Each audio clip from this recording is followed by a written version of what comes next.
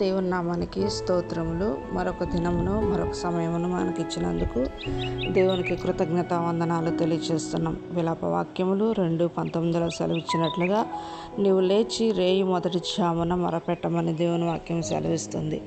అవును, ఉదయకాలమే లేచి మనము మన కుటుంబాల కొరకే కాదు, అలాగే మన దేశ సరిహద్దుల్లో కాపలా కాస్తున్నటువంటి సైనికుల కొరకు వారు ఎంతగానో కుటుంబాలను, వారి బిడ్డలను విడిచిపెట్టి దేశం కొరకు ఎంతగానో కష్టపడుతున్నారు.